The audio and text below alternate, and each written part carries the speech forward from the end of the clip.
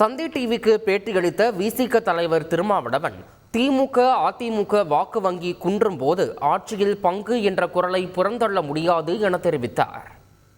ஆட்சியில் பங்கு கொடுக்க வேண்டும் என்பது நீங்கள் நீண்ட நாள் வைக்கக்கூடிய ஒரு முழக்கமாக இருக்குது. ஆனால் இதை மற்ற கட்சிகள்லாம் ஆதரிக்கும் போது அதிமுகவுடைய முன்னாள் அமைச்சர்கள் ஜெயக்குமார், செல்லூர்ராஜ் அதை மறுப்பு தெரிவிச்சிருக்காங்க. கூட்டணி ஆட்சின்றது சாத்தியமே இல்லை. செல்லூர்ராஜ் ஒரு படி போய் அதிமுக திமுக எந்த கட்சி ஆட்சிக்கு வந்தாலும் அந்த கூட்டணி ஆட்சிக்கு வாய்ப்பே இல்லைன்னு சொல்லியிருக்காங்க. மறுக்கிற அளவுக்கு இன்னும் அவங்க வாக்கு வங்கியில் வலிமையாக இருக்கிறாங்கன்னு அர்த்தம். என்னைக்கு அவங்க வாக்கு வங்கியில் வலிமை குன்றுகிறதோ திமுகவோ அதிமுக அன்றைக்கு இந்த குரலை அவங்க புறந்தள்ள முடியாது. இப்போ என்னென்னா மற்ற கட்சிகள் இன்னும் வலிமை பெற வேண்டிய தேவை இருக்கிறது. திமுக அதிமுக விட பிற கட்சிகள் ஒரு வாக்கு வங்கி வலிமை பெற்ற சக்தியாக மாறும்போது அந்த குரலுக்கு மரியாதை கிடைக்கும். அதுதான் இப்போ நாங்கள் புரிஞ்சுக்கிற ஒரு அண்டர்ஸ்டாண்டிங். அதனால் நாங்கள் எங்கள் கருத்தை மாற்றிக்கிட்டோம் அல்லது நாங்கள் பின்வாங்கிட்டோம்னு அர்த்தம் கிடையாது. கருத்தியல் ரீதியாக நாங்கள் இந்த கருத்தை ஆரம்பத்திலிருந்து சொல்கிறோம், இன்றைக்கும் சொல்கிறோம், நாளைக்கும் சொல்லுவோம். இதுக்கான ஒரு தருணமாக இப்போதைக்கு அது இல்லை.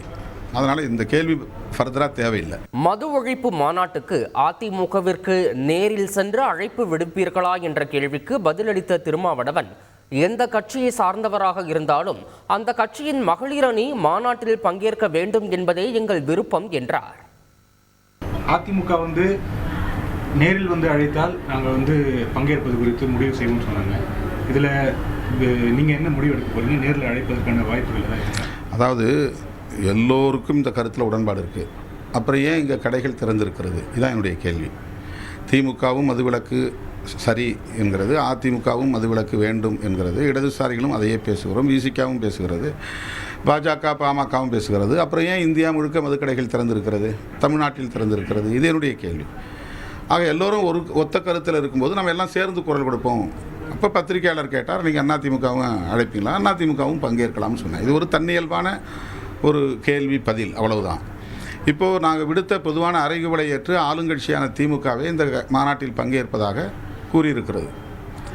அதிமுக என்ன நிலைப்பாடு எடுப்பார்கள் என்று எங்களுக்கு தெரியாது. நாங்கள் தனிப்பட்ட முறையில் ஒருத்தருக்கும் தனியாக நாங்கள் கடிதம் எழுதலாம். எங்களுடைய விருப்பம் எந்த கட்சியை சார்ந்தவர்களாக இருந்தாலும் அந்த கட்சியில் உள்ள மகளிர் அணி தலைவர்கள் இதில் பங்கேற்க வேண்டும் என்பதுதான் எங்களுடைய விருப்பம். அப்படி தான் நாங்கள் பிளான் பண்ணியிருக்கிறோம். நாளை மறுநாளுக்குள்ளே அதை பற்றி நாங்கள் ஒரு முடிவெடுத்து எங்களுடைய தோழமை கட்சிகளை சார்ந்த மகளிர் அணி தலைவர்களை அழைக்கலாம் என்று எண்ணியிருக்கிறோம். செய்திகளை உடனுக்குடன் தெரிந்து கொள்ள உடனே சப்ஸ்கிரைப் பண்ணுங்க.